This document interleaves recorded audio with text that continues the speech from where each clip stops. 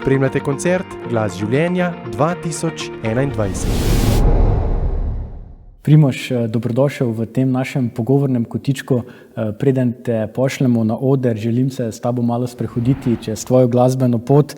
Kot glasbenika smo te spoznali že pred mnogimi leti. Najbolj odmevna zasedba, v kateri si nastopal, je zagotovo Odsev. Kasneje si se podal na samostojno glasbeno pot, izdal si zgoščenko, nastopil si tudi v oddaji Slovenija ima talent, ker si svoj talent predstavil celotni Sloveniji. Povej, kaj svojo glasbo izražaš? Izražam to, kar sem.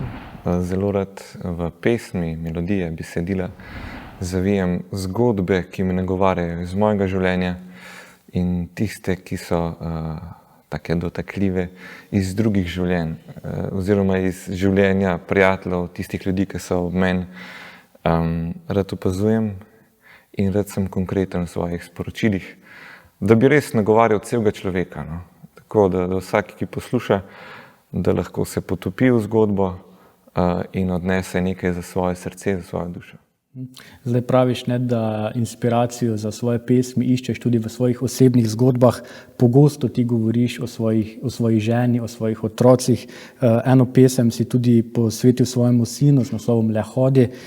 Kaj zate pomeni družina? Kaj je zate tisti pravi oče, pravi mož? Družina je temelj, je osnova, je ogledalo, ki me je najbolj izbrusil to, da postajam, upam, da vedno boljša oseba. Vedno znova imam dovolj priložnosti za rast. Predstavlja tudi toplino, ljubezen, zavetje, eno srečo, ki se jo ne da čisto opisati z besedami. Tako res eno varnost. To mi je družina in kako ob tem postajati čim boljši mož in oče.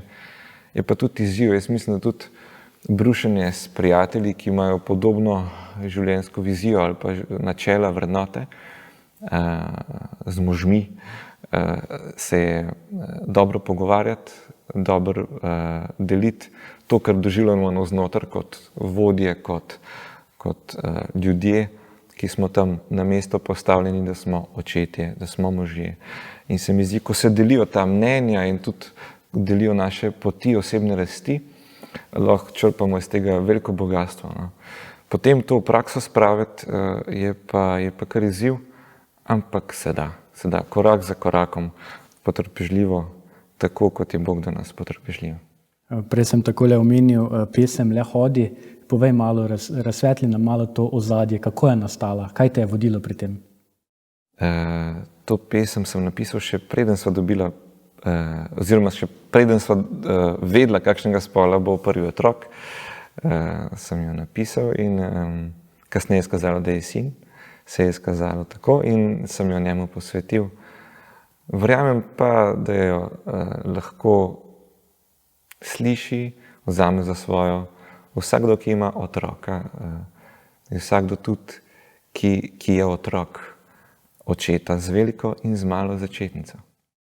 Ko govoriva ravno o očetih, ne, pred časom si tudi ti doživel preizkušnjo, ki te je gotovo zaznamovala, ko si izgubil svojega očeta.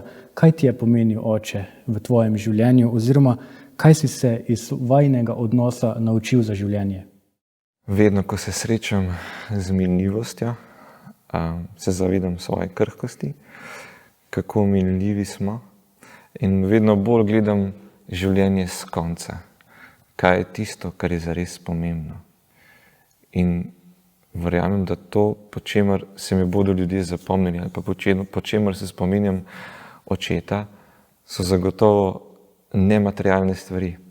Tiste, ki mi jih je dal s svojim zgledom, s srčnostjo, z močjo, z voljo, z optimizmom. In rad bi te vrednote in te poglede tudi sam dal na tak način naprej. No? In tukaj se mi zdi odkrivati vedno znova, kaj je bistvo življenja, kaj je tisto, kar bom naredil, kar bo imelo vpliv tudi na ostale okrog mene, na najbližje, na širši krog ljudi, da bo res imelo pomen, da bo res nekaj sporočilo, nekaj dalo in da potem, bi rekel, ta dobra želja, ta lepa dejanja človeka do človeka obrodijo lepe sadove. In ja, odhod je bil pravzaprav prehod in jaz verjamem, da se srečava in da sva zdaj še na en poseben način povezana. Primož, Eva, najlepša hvala za te tvoje besede. Verjamem, da ta tvoja pesem in da vse tvoje delo nagovarja širše množice in obilo uspeha pri tem širjenju tega tvojega poslanstva, teh tvojih idej še naprej. Najlepša hvala. Hvala.